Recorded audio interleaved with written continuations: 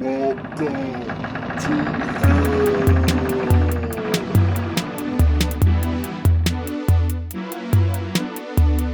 There is no escape. There is no escape.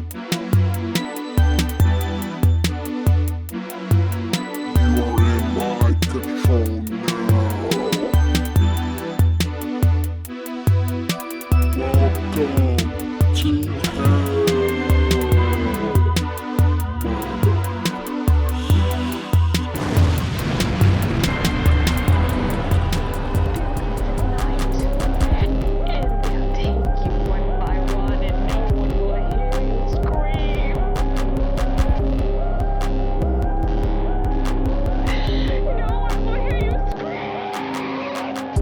Yo, what's good, everybody? It's your boy Walter Doom back for another episode of Let's Talk About Horror, the horror podcast where your reality and nightmares meet. And yes, boys, I am back. I don't know why I said boys.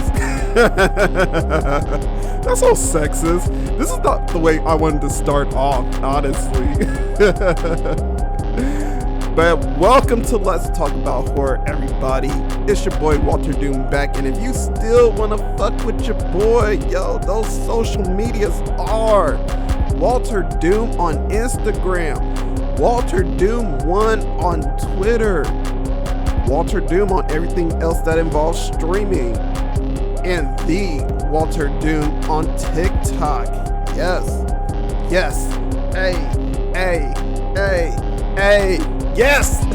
All right, so I just want to first off start off and say thank you to the audience that still listens to me. You know, thank you guys for like rocking with your boy, listening to like these fun, random, crazy ass moments on this podcast.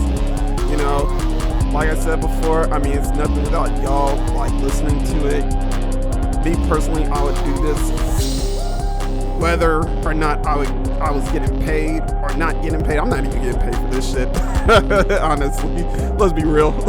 Let's be real right now. But we are definitely here. I am definitely here for the enjoyment and love of horror. You know, that honestly has been like a self-discovery, self-journey along the way of like, what do I want to do to contribute to the horror community? And this is what I wanted to do. So yeah. So first off, let me start off by saying, before we get into anything else, clap it up one time for yourselves. If you're able to clap it up one time for yourself right now, if you're not driving right now, but if not, you know, clap for yourself one time. You know, clap for yourself for waking up this morning. Clap for yourself for getting out of bed, trying to achieve those goals that you want to do. Clap it up for yourself one time for starting another day into your journey of doing what you want to do. Clap it up for yourself one time if you're fighting a battle and you're trying to win that fucking battle. Clap it up for you one time for trying to go in another day, fighting those battles and winning those motherfuckers. Let's do that. Let's clap it up for yourselves one time. Clap for yourself one time if you are happy to be alive throughout this crazy ass time that we're living in, because it is crazy right now. Things is looking kind of 28 days later, 28 weeks later right now. But clap it up for yourself one time if you're doing all that you can to keep yourself mentally sane. Clap it up.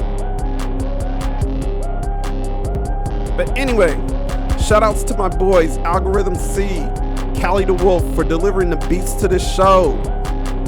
And thank you, most importantly, and I said it once before, but thank you, audience, for listening to this podcast. So you're probably thinking, what are we getting into today, Doom? Well, audience, I will tell you what we're getting into today. We are about to get into some real shit right now.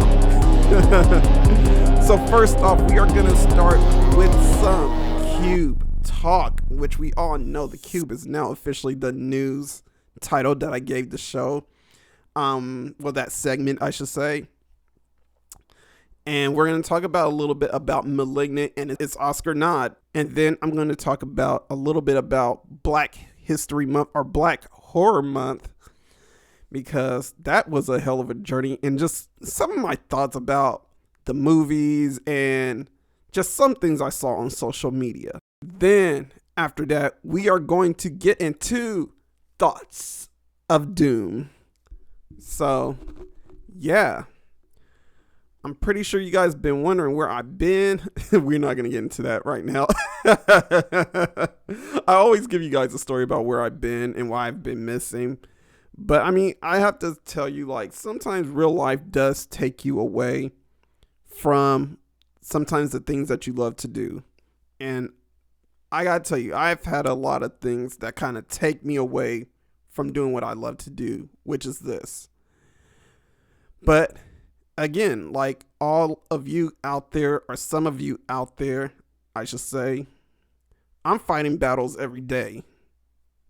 So I gotta say, for me to come out and try and say, clap it up for yourselves one time about fighting battles, I mean that shit, because I'm out here fighting a battle every day with myself, trying to better myself, be a better person than the last day, you know? So yeah, I mean, again, and this is not to sit here and be on some Gary Vee shit, you know?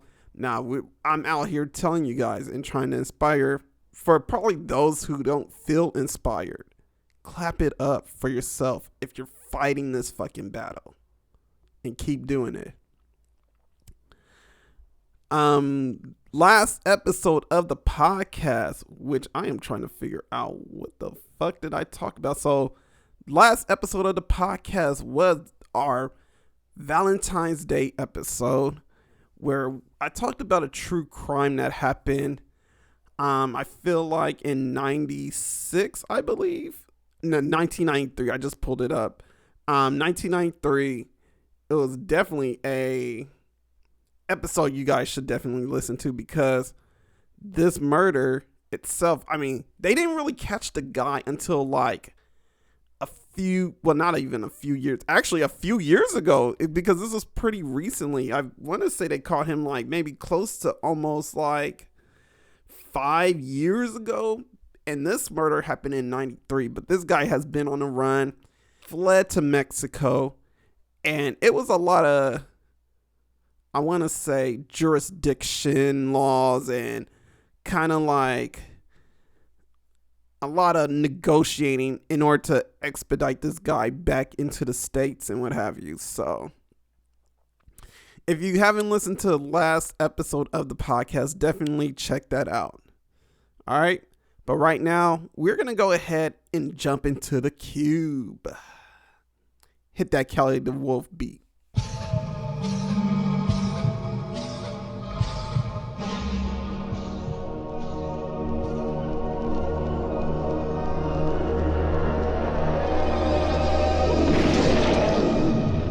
The boat can leave now. Tell the crew.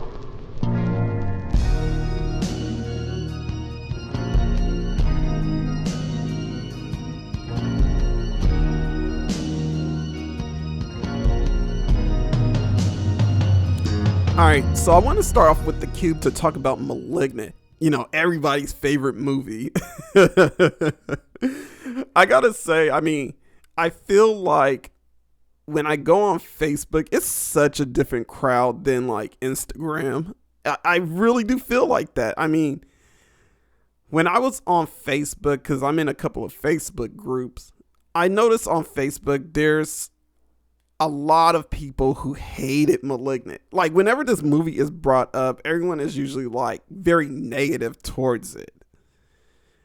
I myself really love this film. Honestly, I really love this film.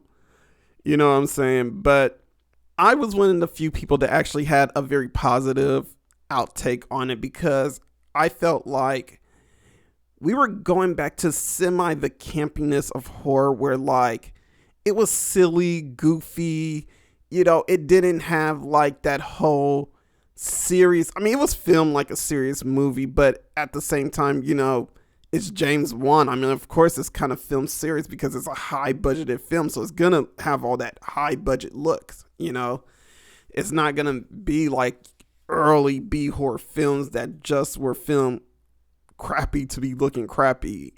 But I do feel like maybe he should have filmed it like in a very B horror way, you know, take all that big budget and kind of put it into like cheap equipment to kind of make it feel like a B horror movie.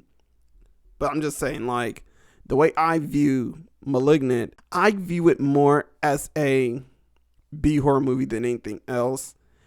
I put it in the same ranks with like Basket Case or just like any Dario Argento films, because those are the films that it was trying to mimic in a way. But either way, I gotta say, just don't take Malignant serious if you're one of those people that really hated that film.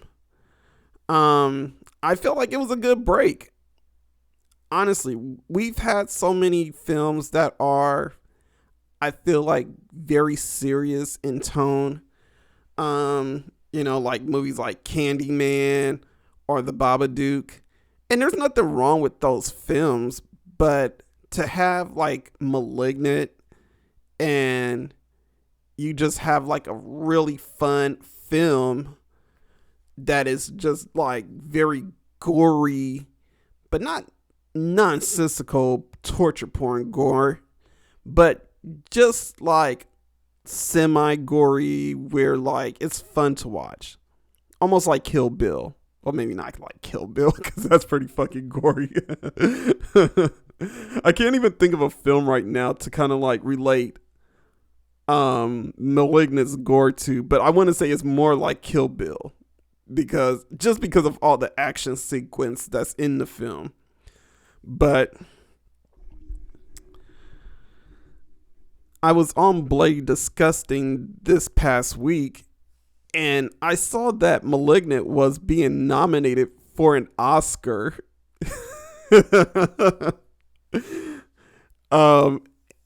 If you guys know, if you listen to this podcast enough, you would know, like, for my top 2021 films, I believe this film was like either number 2 or number 3 on my list. I can't remember from the top of my head right now.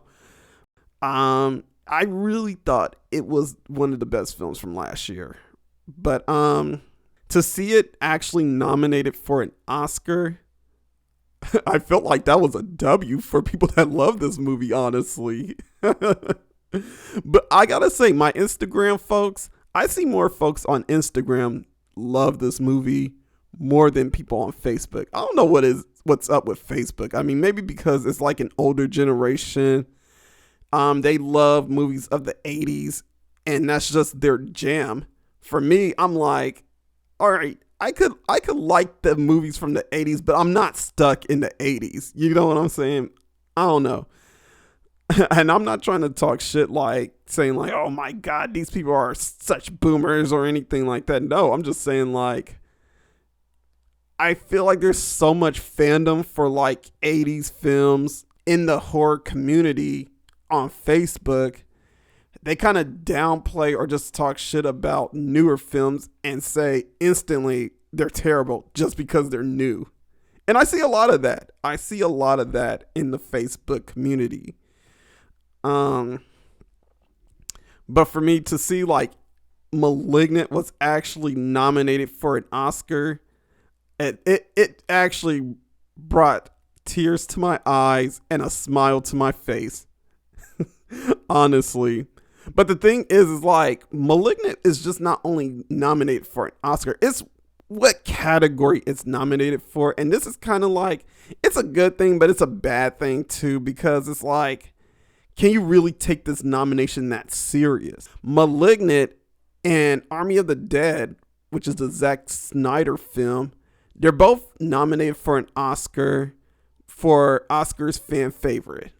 Another notable movie, which I think might win, is Spider-Man No Way Home, because a lot of people love that fucking movie. I mean, it's literally a fan favorite, you know, so. But I do like the fact that the horror community showed up and showed out and was like, put Malignant in there and stick Army of the Dead in there. I didn't watch Army of the Dead, by the way. I was going to, but I saw how long that fucking movie was, and each time I was watching the film, it was like 12 o'clock at night, and I was like, yo, fam, I do not think I'm going to stay up for this film. Honestly. I mean, that's one of the movies I wish I watched. I was trying to see it first time it came out, but never got around to it. And it's just one of those movies that I missed last year, but I'll try and make it up this year, hopefully. But the new category which the Oscars added, Oscars fan favorite, I'm kind of weary about that, because I'm like, okay, so who's voting on this? And it seems like fans are voting on it. Well, the fans voted to bring those movies in. Now, how they're choosing the winners, I don't know. I honestly don't know how the process for the Oscars work. I'm pretty sure there's an academy of people that come together and they vote on which movie that they want to see as the winner. But yeah, I'm already giving this to Spider-Man.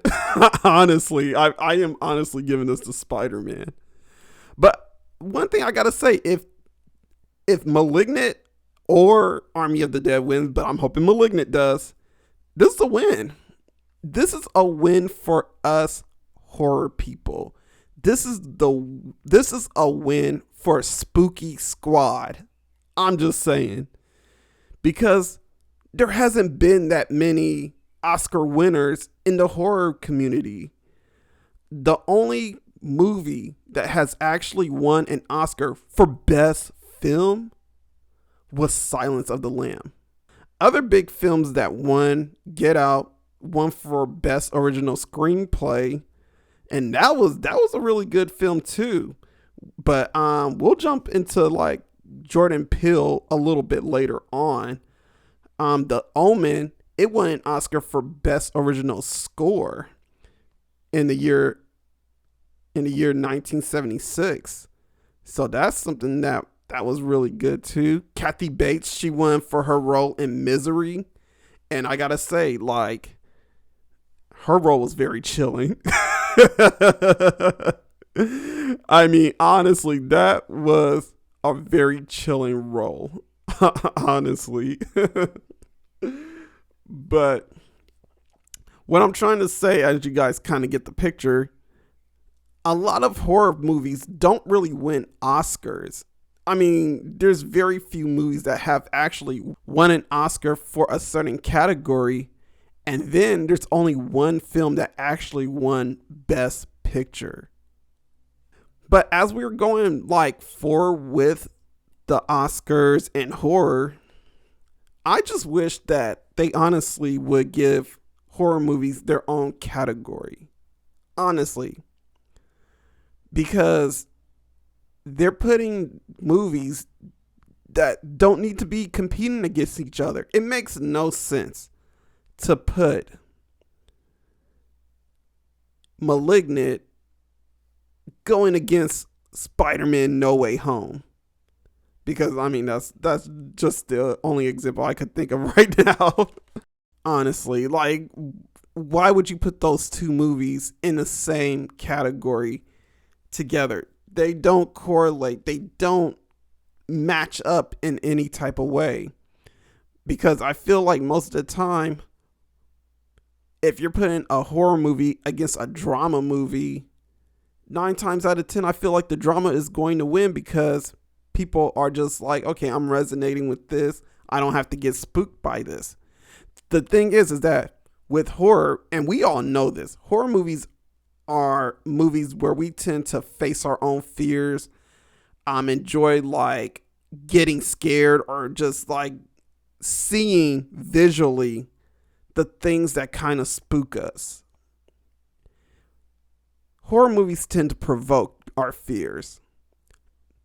Whereas dramas, depending on the drama, because honestly, there's a lot of dramas that could really provoke fear also. But I feel like with drama movies, people could find a little bit of comfort and a little bit of ease. And they're just like, ooh, oh my God, did you see what Brady just did to Suzanne or anything like that, you know? Like, it's more comfort, not really comfort. That's the wrong word to choose. I want to say it's more of an easy watch because you're swept into like the conflict of the movies than facing the provocation of what scares you, if that makes any sense. But I want to say we do need to start making the Oscars. The Oscars need to abandon their old school mentality and start putting horror movies where they belong, competing against other horror movies.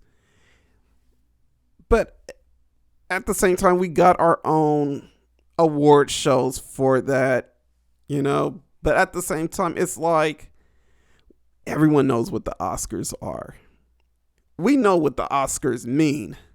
And we know, like, yo, like a movie being nominated for the Oscars, that's a big deal, honestly. And we all know, we can't sit here and pretend like it's not a big deal. This is a very big deal. And I feel like a movie being nominated into the Oscars just further plateaus the horror genre into mainstream relevancy. But, you know, mainstream relevancy isn't all that, honestly, but it does give more value to our movies. Because I hate the devaluation of horror films. I really do. I really do. I really do hate the fact that everybody kind of bubbles horror films in just the Saw, Jason, Freddy category. Or the Exorcist category. When it's more than that, honestly.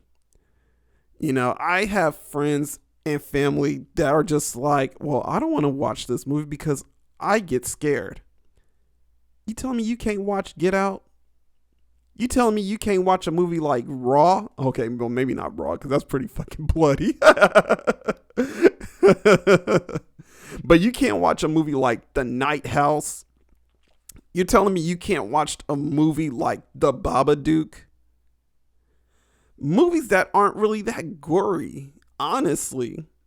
Movies that are really just as good as any Uncut Gems, any Mank, any I don't know much about the Oscar movies, but any Reverend. I'm going super old school, by the way, just because I'm old as fuck.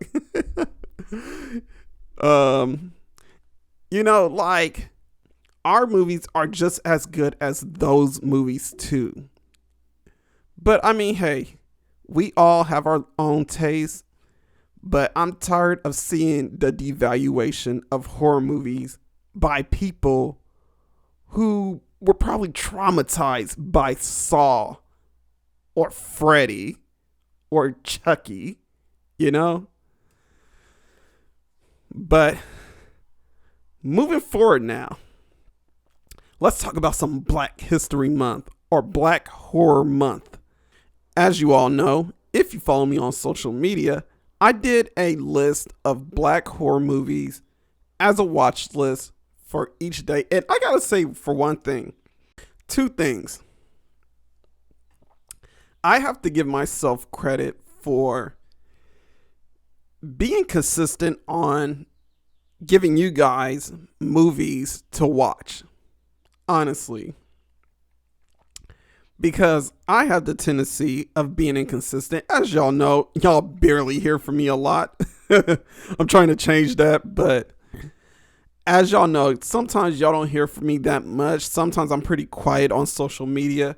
Sometimes I even forget to kind of post, make a post about certain things, and I tend to just like end up skipping days. But I have to give myself credit for sticking to it and giving you guys a movie each day.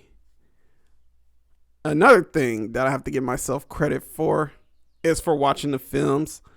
I will truly say I did not watch every film because, again, like real life, we all go through it and everything like that. But I have to give myself a bit more credit for finding ways to watch a majority of the films that I had on my list. Usually I end up watching, usually on my Halloween list, I end up watching like about half of the films or a little bit over the half. This time around, I end up watching like about 75% of the movies that are on my list, or 80% of it on my list. So I got to clap it up for myself one time. You know, and y'all are probably like, Doom, shouldn't you be watching these films anyway? But yes, I do like to watch these films. Actually, some of the films I actually seen before that I had on my list, so sometimes skipping a day wasn't that bad. But there were films that I never saw before that were on that list that I wish I watched. But again, real life gets in the way. One thing I want to touch base on are a couple of things is that I noticed when I was on Facebook this one day, I asked the community, give me your favorite black horror movie, black horror actor, and black horror director. Now, oh, and on top of that, I said no Jordan Peele.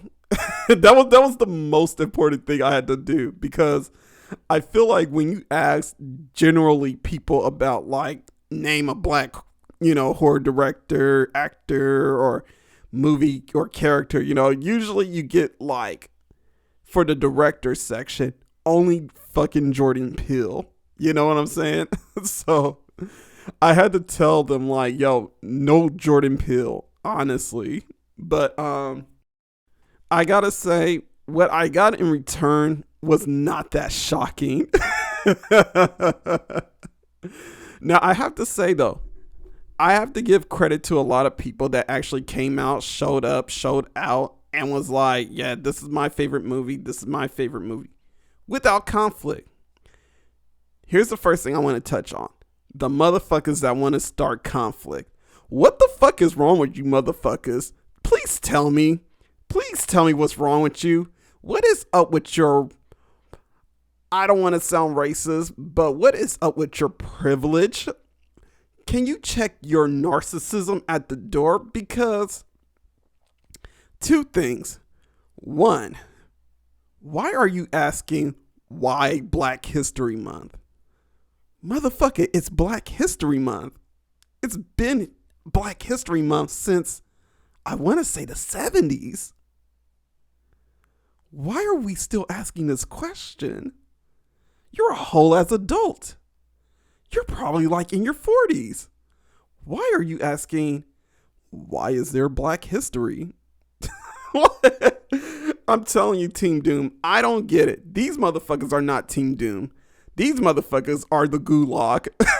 Like, I don't know where the fuck these motherfuckers came out of. I don't know what descent cave they crawled out of, but these motherfuckers really was like, why Black History Month, and why are we talking about this, and some, oh, I don't see color at all. Yeah, we got I don't see color at all niggas coming through the chat. What the fuck? To me, I have to say, nigga, I don't care what you see. That's not the damn question. What the fuck? Why are you going against what I just asked you? And honestly speaking, I mean, it wasn't that many of those people on there. I want to say like at most it was like maybe just like 2, 3, maybe up to 5 people that did this shit. But my thing is like, how racist can you be? How, as Brad Paisley would say, how accidental racist can you be? You know what I'm saying? It's like, this isn't a thing to kind of like down white people in general. This was a post to actually celebrate within the month of the celebration that it's being talked about. people who are representatives of the horror community for this month. I don't get where these motherfuckers come off talking some, well, I don't understand why we have to celebrate this month.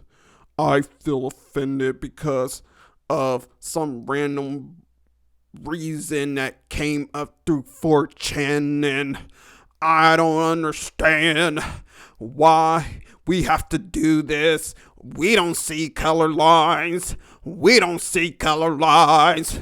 We don't see color lines. Shut the fuck up. God damn, nigga. Oh my God. I really do not get these people. Wherever y'all motherfuckers crawled from, go back where you came from and shut the fuck up. That's all I gotta say about that one. Number 2. And this is not a rant or disrespect to anybody who made these answers, but I do find it very interesting. And I feel like as horror people, we need to get better at this. But I noticed a lot of people kind of like mimicking the same characters and actors from films. A lot of people gave a lot of Tony Todd, Candyman, and Keith David from The Thing. Let me start off by saying there's nothing wrong with that. Personally, there's nothing wrong with that at all. But I do find it interesting that we had a lot of those answers. Because I feel like as a black creator myself, there are a lot of black horror movies. And even right now, we are becoming more and more into the horror community. So I feel like it's interesting when I see people are still talking about Tony Todd. And I feel like it's like usually when they talk about Tony Todd, it's usually Tony Todd and Candyman. Nothing's wrong with Candyman, honestly. Nothing wrong. I love Candyman. I love the sequels. Even though they're terrible, I love the sequels. There's nothing wrong with Tony Todd because I'm always excited to see Tony Todd in a role. But we need to kind of get above being just Tony Todd fanatics. We need to also get evolved from being Keith David fanatics so much. Because I feel like it's a disrespect to a lot of people like Winston Duke, Lupita Nyong'o, just like Angela Bassett when she was in American Horror Story. A disrespect to Rachel True, who was in The Craft.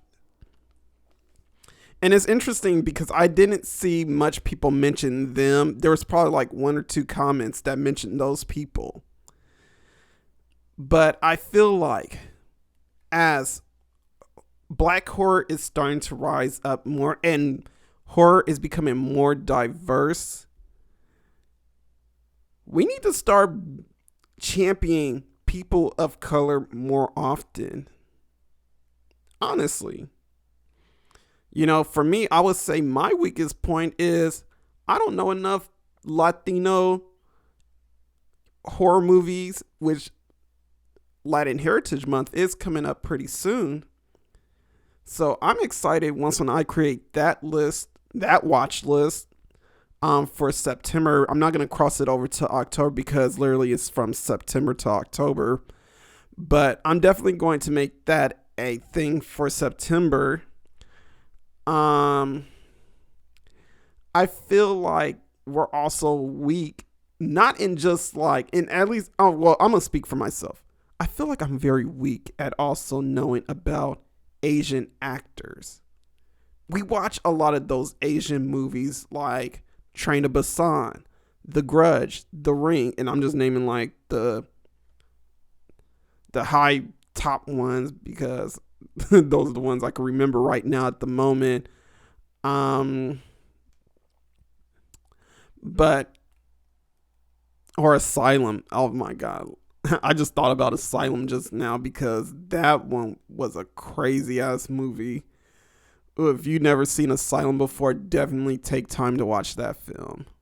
Or Mobius. Mobius is such a weird but crazy movie, honestly. Because it's literally a silent horror film.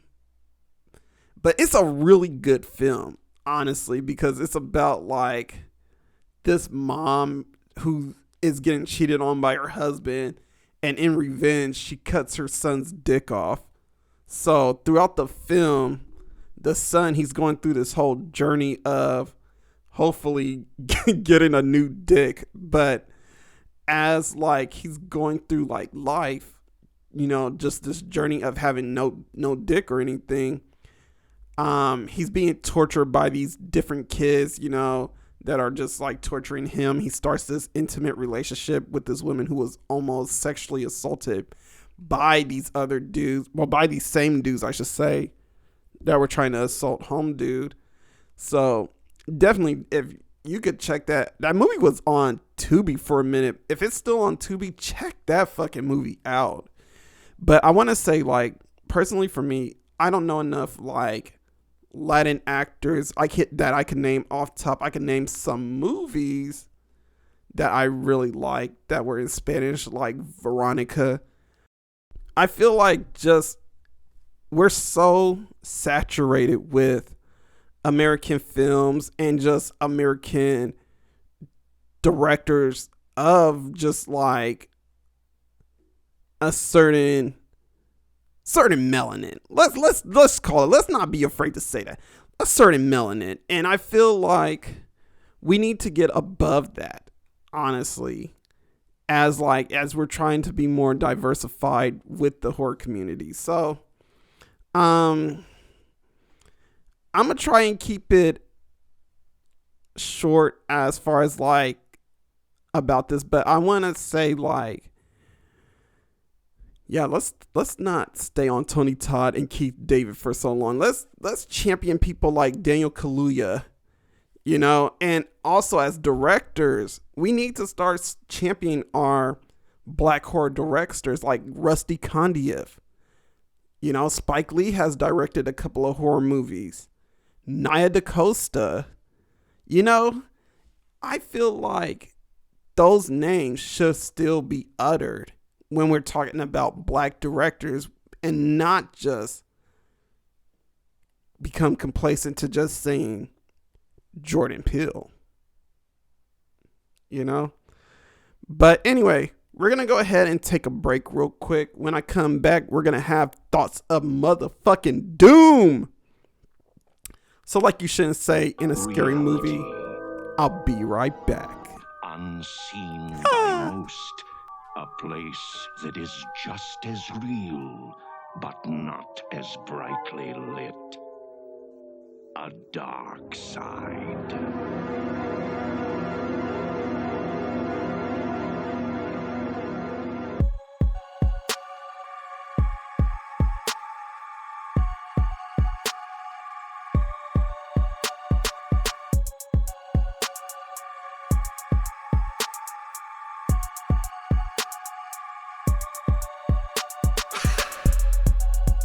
All right, so as we are counting down to the movie X coming out, which stars Kid Cudi, I know it stars like a lot of people like Jenna Ortega. She's in that movie too, but the biggest one I could think of is Kid Cudi right now. We all know like this film is about like porn stars getting a bit of like a disturbing comeuppance at this isolated this isolated barn where I feel like they're being tortured by some kind of witch. honestly, because it kind of reminds me of The Witch a little bit. But we'll see. We'll see if I'm right on that or not. It's probably going to be something totally different, but who knows? But anyway, I kind of thought it would be interesting to focus on horror stories, true horror stories from adult film stars. Now, some of us are pretty much connoisseurs of the adult film movies and maybe some adult film actresses. Some of these people, you guys might have heard their names before. Some of these people you might have not. But we'll see how well researched a lot of you people are, as we're going to talk about some of these horror stories that are coming straight from the porn stars themselves. I was looking at this article on Mashable, and it had a lot of stories that were very interesting. So let's start with our first story, which is by Area Cade. I believe that's how her name is said. So, early in my career, I traveled to a different city for a shoot only to realize that I started spotting. I don't know if I want to know where this is going. I don't know how women in the industry navigate that time of the month. So I was like, oh my gosh, do I need to cancel? I can't cancel. I need to be professional. However, instead of asking my industry friends what they do in this situation, because I didn't want to seem unprepared or to find out they just canceled their shoot and then have to do that myself, I asked my vanilla mom friends if they have sex with their partners when they're bleeding and how they do it. I'm gonna have to say right now, I don't know where to go about this. When I first read the story, I was like, bitch, what are you doing? Cancel. This story gets a little bit more crazy after that, but I really want to know what people really do during this time of the month. Like, I know there are some people out there that are just like, yo, let me get some marinara sauce on my noodle, you know? Like, I am one to not want to dive into the Red Sea, but I am one that's like, hey, well, I mean, your head still works.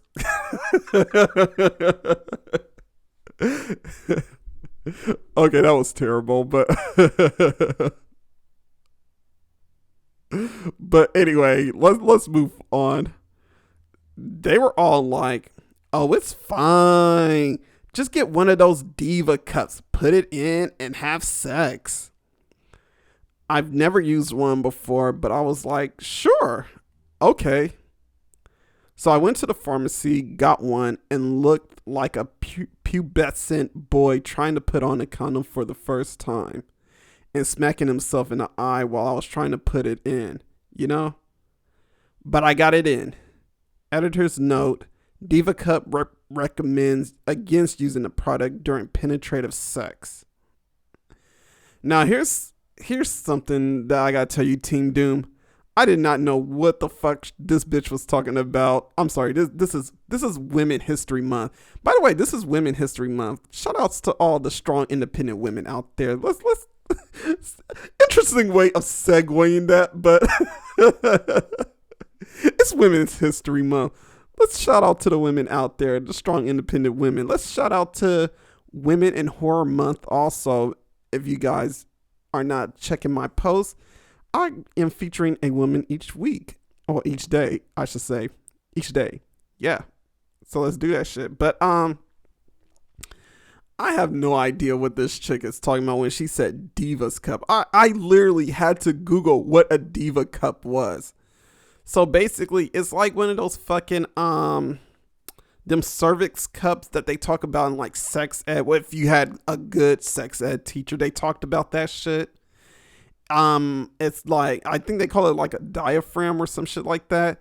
And what these women do is that they use this shit and they put it inside of them. I guess this is something that they use in the porn industry or whatever, or some people don't use. Actually, when we get further into the story, we learn that most people in the porn industry don't use that shit, and we'll hear why. But I guess like some people who just can't wait the week, they actually use this shit. I, for one, think it's kind of gross because of what we're gonna hear about later. But if you know what I'm talking about, you're already probably cringing in your seat like, oh, no, dude, don't. But I had to like literally Google this shit. And if you don't know what a Diva Cup is, like I didn't, definitely Google that shit and you will really just be like, why the fuck do these bitches put that shit in them? But definitely that is really just like something gross. I thought it was like low key gross, but again, like, you know, that's just me. Again, like I said, I mean, the head still works, but let's go ahead and power through this. So porn sex is a lot rougher than most everyday partner sex though, and I was booked for a crazy rough scene. The sex was uncomfortable because of the cuff, but I took it like a champ while my scene partner was pounding away, thinking that no one would ever know I was bleeding and that we'd still have a great scene. We got everything we needed, ended the scene, and I went to the bathroom on set to take a shower and get cleaned up. But I didn't think to get into the shower before removing the cup. And because my scene partner had been pounding away, things had gotten pretty messy. So I pulled it out and suddenly this bathroom looked like a horror scene. I swear, the first time when I read this shit, I was so grossed out, but all I could think about was like the fucking scene in The Shining when the blood came out of the fucking elevator and shit. Like, that's what I felt like, how she described her pussy at the moment. I was just like, yo, it looked like the scene from The Shining. It looked like the fucking, I'm trying to think of another bloody ass scene, but that's like the most iconic scene I can really think of. Like, I know The Descent gets pretty gory too, but I don't even know why it gets that gory, because I've seen pictures, but I have not seen The Descent before. But actually, I that's a lie. I tried to watch The Descent, but I couldn't get through the whole movie, honestly. That's probably gonna be one movie that I try to watch this month. So probably like next time when I'm on this motherfucker, I'll probably be like, or actually maybe not next time, probably like the last week of this month, I'll probably be back on here going, I finally watched The Descent, y'all. So let's hold me accountable for that one right now. But that's all I could think about was the scene from that movie, or like just the pictures from that movie, or like the scene from The Shining where like these motherfuckers have the blood coming out of the elevator. There were only white towels in the bathroom. Oh, that's so bad. So I'm grabbing tissues and paper towels and trying to clean everything up so it doesn't look like I just killed someone. I'm thinking, oh my gosh, I'm taking too long. They're going to think something's gone wrong. I was mortified, but I got out there all right. Later, I told a friend in the industry about this and asked her what she does when she's bleeding. She said, what the heck are you talking about with these cups? We just insert a makeup sponge. Bruh. What? But honestly, has anyone ever thought about this before? Because I never thought about like what women do. Well, women actresses do when it's that time of the month. I mean, honestly speaking, I thought just most of them were on birth control pills just because, you know, they have cream pie scenes and everything like that. But don't ask me how I know. I researched it. But I had to like think to myself like, yo, what the fuck do they do when it's that time of the month? Because it never really occurred to me at all until after I read this article. You know, like, well, actually, no, I take that back. It has occurred to me, but I didn't think like, okay, it wasn't like a thing that I was constantly thinking about, you know, until I read this article. And then I was like, oh, okay. That's really gross. I mean, I again, like, there's probably some dudes out there that are into getting some jelly on their donut, but I am not one that's like really interested in getting jelly on my donut, you know. But you know, but pushing forward, she also told me that jelly on their donut.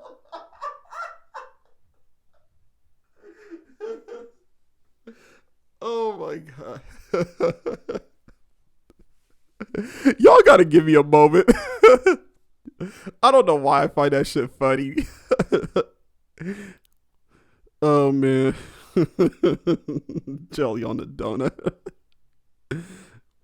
But anyway, she also told me that guys in the industry are usually pretty chill and don't get skeeved out by blood on like a non-industry boyfriend might. Well, yeah, of course. So the next time I was bleeding, I used a sponge and told my scene partner. He just said, "Don't worry, we'll put you in this position so the cameras won't see any blood." And it was all totally fine. Serves me right for not just asking my friends with the industry experience from the start. That has got to be the most, I want to say, embarrassing moment. I mean, if I was that chick, I would be embarrassed too, honestly, because it's like, oh shit, I got my period. Oh shit, what the fuck do I do? Do I cancel? Do I like? I would be her. I would literally be her because I would be so fucking confused on what to do. I would go in like whole panic mode, and knowing how I am, I too would probably be all like, okay, should I ask somebody? Should I not ask somebody? I don't know if I feel comfortable asking, you know, but I mean, let this be a lesson. If you're somebody that's dealing with something that's industry based and only industry based people know how to solve these issues, ask the fucking people in the industry. Like, she had to literally go through a whole fucking Kill Bill scene in the bathroom, just like, and I hope the whole bathroom wasn't white, but knowing most bathrooms, that shit was probably all white and everything. That shit was looking like a fucking scene from American Psycho. Like, come on, man. But anyway, we're moving on to our next story, and this one is by somebody I kind of know very well. You know, I've researched her a couple of times, but this next story comes from Carmela Clutch. All right, and here's how her story goes. When I got on set for a boy-girl scene, the other female talent asked if I knew the male talent, who was also the director for the shoot. I admitted that I hadn't met him, but said that I was a big fan of his work. She said that he was a really freaky and into some nasty shit. Oh yeah. I didn't realize the gravity of her words, so I laughed and said, "Whatever, I'm down for anything." Oh yeah, you're down for anything, all right. Then 15 minutes before the scene started, she downed a bag of kettle corn. The scene started off seamless. I was giving this guy some of the best sloppy toppy head that I had ever given at the point in my career. Then we switched off, and the other woman went to work on him. She went deeper and deeper, throwing his entire massive cock until she eventually gagged and came up the entire party-sized bag of kettle corn that she pounded down earlier. Oh, no. Oh, my God. The guy who was holding the camera panned over to me, smiled, and said, "Your turn unless you want to cut." That's a nice fucking question to ask. Well, that's a nice, not even a question, but that's a nice statement to go. Just like, well, it looks like it's your turn unless you want to cut. Oh my goodness. I was eager to prove my sexual prowess, so I only hesitated for a millisecond before I decided to go for it. I was actually excited, but caught completely off guard. That scene came out great. It's one of my nastier fetish videos, but it was definitely one that stand out on set months of my career. 3 of us still laugh about that moment.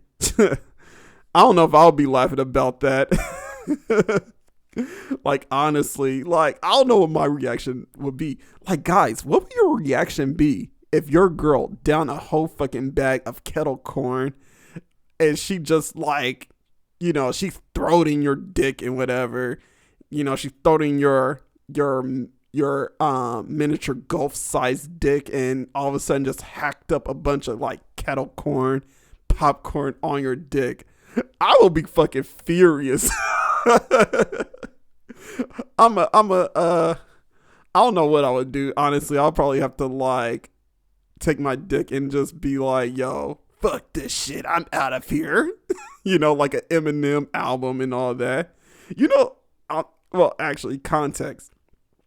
Have y'all ever listened to that Eminem album, the Marshall Mathers LP? I know a lot of us have that are like millennials and everything, but the scene that I was kind of referencing is like this little skit where you just hear some dick sucking, and it's like Eminem is playing his gay alter ego character Ken Kniff, and like, you know, he's just getting his dick sucked by fucking Shaggy and Scooby from Scooby-Doo or whatever. Or like Fred from Scooby-Doo. No, actually, yeah, it was Fred from Scooby-Doo. I don't know why I'm saying Scooby was the one giving him head. That would be fucking weird. I don't think Eminem was trying to do no bestiality shit. But it was like Fred and Fred and Shaggy. So in the middle of it, I mean, all you hear is this dick sucking and all that. And Ken Kniff is like, "What's my name?" And you hear it's Eminem. "What's my name?" Eminem. And all you hear is like, "Eminem? Oh, fuck this. I'm taking my dick and get it out of here." And you fucking hear Fred go, "Nice going, Shaggy." That little skit lives rent free in my head, and that's what that scene would have been like if this bitch would have fucking coughed up kettle corn on my dick. Honestly, I would have been like, "Ugh, fuck this shit. I'm giving my dick and I'm out of here." Like, I would have sounded like a fucking country western type nigga and shit like that, you know? Like, I don't know. I just think like, there's certain things like we could all be into, and I'm pretty sure like everybody has their thing that they're into, but you know, I don't want a bitch eating like a whole box of like fucking glazed donuts, down in that shit, sucking my dick, and then she coughing up like double glazed on my dick and shit like that. Like, what the fuck? Like, I don't want that shit. I don't want no fucking donut crumbs on my dick. Like, but I'm pretty sure someone out there like, "Hey, Doom, don't knock it until you try it. I love that shit." Like I have my bitch eat a bag of hot Cheetos before she sucks my dick. Like, that's so gross. Like, nigga, that's you. I don't know if I want my bitch eating some fucking hot Cheetos and then sucking my dick afterwards. Get the fuck out of here.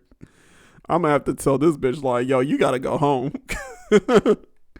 She'll probably tell me, but you came to my house. Like, bitch, I own the house now. Like, but anyway, this is the last story. But and I hope you guys are having fun listening to these stories as much as I'm having fun talking about them. Honestly, these stories I thought were very funny, and I thought this would like be a good break from like the whole tragedies of everyday life and everything like that. So I hope this is like a good transition for y'all. But last one is by Charlotte Stokely. I have never heard of her before, but I saw a picture of her. But this one is very funny, and I really wanted to include this story because it relates to our genre. So the story goes, I was filming this final scene of Terror Camp with Adria Fox. I saw a picture of Adria, and I gotta say, I might have to start doing some research on her. Let me stop. We were both in a tent, and the director told us he'd toss a rock outside to signal us to run out, screaming in a panic as a rope attached to the top of the tent flew up into the air behind us. We practiced the scene, and it all went well. But instead of throwing a rock during the actual shoot, the director told his production assistant to sneak up behind the tent and shake it Blair Witch style. The PA shook the tent and growled, and I let out a deafening scream and ran out and away. Damn, he got me so good. Yo, I love that fucking story. That was like the most hilarious story. For the fact that like this nigga was like, yo, so here's what we gonna do. You know what would be funny? Shake that motherfucker like it's the Blair Witch Project. Like, you gotta be a fucking evil genius. You know, here you are with the actual shoot, having these bitches being complacent and just like, okay, we're just gonna wait for like this rock to be thrown, blah, blah, blah, whatever.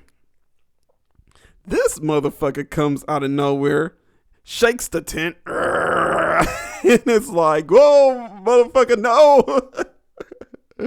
They start running out, and I have to say that probably is the most hilarious thing to see if you were there at the shoot. My thing is, did they keep this shit in the movie? Because I actually want to see this if it does happen in the movie.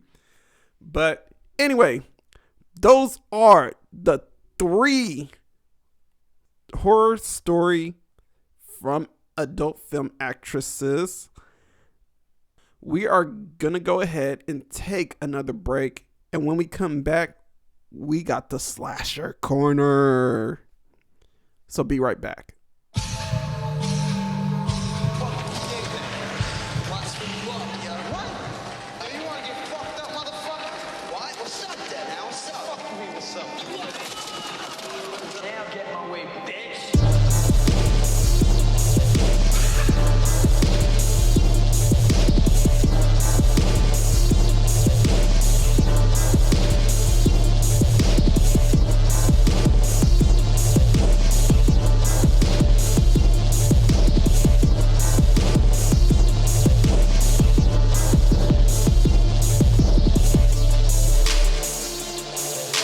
And we are back for the Slasher Corner, where we got a must-watch horror movie of the week. And as it is now Women's History Month, or Women in Horror Month, the movie that I would like to suggest is The Descent. I did talk about this earlier, and yes, this is now the movie that I am going to suggest for the week.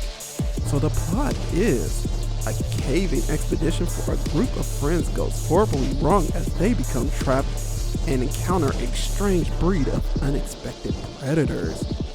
Starring Shauna McDonald, Natalie Mendoza, and Alex Reed.